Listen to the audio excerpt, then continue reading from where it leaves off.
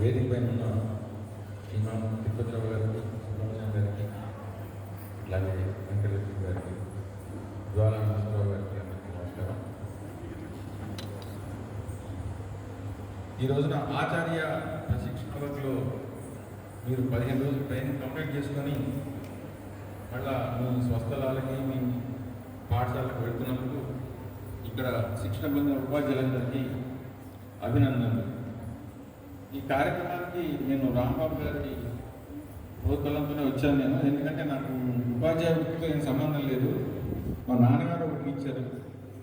So teacher పట్ల, ఒక ఉపాధ్యాయుడి పట్ల సమాజంలో గౌరవం కానీ, విద్యార్థులు వాళ్ళని జీవితాంతం గుర్తుపెట్టుకునే పద్ధతిలో కానీ చూస్తే సార్ నేను కూడా దీంట్లో పార్టిసిపేట్ చేయాలని చెప్పి వచ్చాను నేను.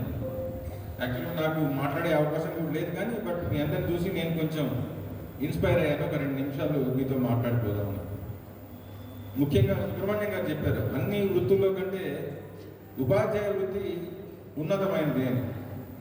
అది సత్యం. ఎందుకంటే మిగిలిన వృత్తులన్నీ గొప్పవే కావచ్చు. డాక్టర్ వృత్తి, లాయర్ వృత్తి, ఇంజనీర్ వృత్తి, చార్టర్డ్ అకౌంటెంట్, వ్యాపారం ఏదున్నా కూడా అవన్నీ లావాదేవీలే. అంటే ఇచ్చిపుచ్చుకోవడాలు, దానికి ఒక ధర ఉంటుంది. కానీ విద్య అనేవరకల్లా గురువుకి శిష్యుడికి ఒక చెప్పలేని సంబంధం వస్తుంది. అది వాళ్ళ జీవితాన్ని గుర్తుపెట్టుకుంటారు.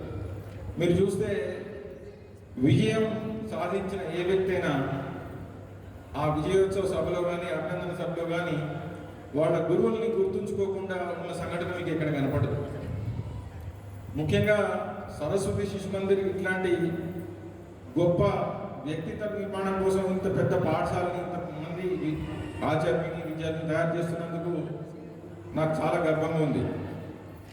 ఎందుకంటే ఈరోజు మీరు యూనివర్సిటీస్లో చూస్తే, కొన్ని యూనివర్సిటీస్ అన్ని కాదు, కొన్ని యూనివర్సిటీస్లో పిల్లలు విచిత్ర వాదనలు, దేశభక్తి అంటే తప్పు, అట్లాగే మన సంస్కృతి, మన జాతి, మన ధర్మం అంటే తప్పు అని ఒక రకమైన ఓకిజం అనే కొత్త డెవలప్ అయింది.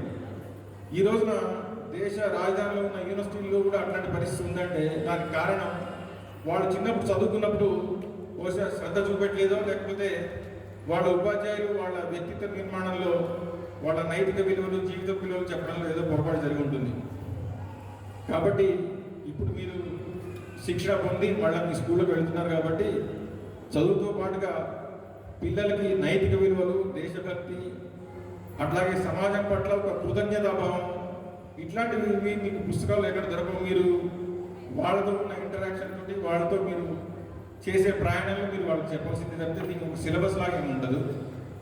అట్లాంటి గొప్ప ఉన్నతమైన వృత్తిలో మీరు అందరూ రాణిస్తున్నందుకు, మిమ్మల్ని అందరినీ గొప్ప ఉపాధ్యాయులుగా తీర్చిదిద్దున్నందుకు సరస్వతి విద్యాపీఠం వారికి నా నమస్కారాలు.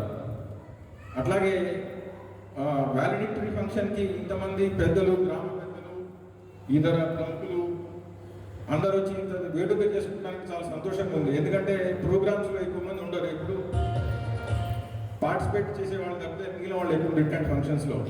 దీన్ని బట్టి విద్య పట్ల ఇక్కడ సమాజానికి ఎంత గౌరవం ఉంది, మీరు నేర్చుకున్న శిక్షణ పట్ల ఎట్లాంటి, మీకున్న అంకిత భావం పట్ల ఎట్లాంటి ఆదరణ ఉందనే తెలుస్తుంది. నాకు మరొకసారి మీరు ఇక్కడ శిక్షణ పొంది మీ విద్యాలయాలకు వెళ్ళి మంచి విద్యార్థులను తయారు చేస్తారనే నమ్మకం నాకుంది. ఈ అవకాశం నాకు ఇచ్చినటువంటి పెద్దలకు నమస్కారాలు. జై హింద్.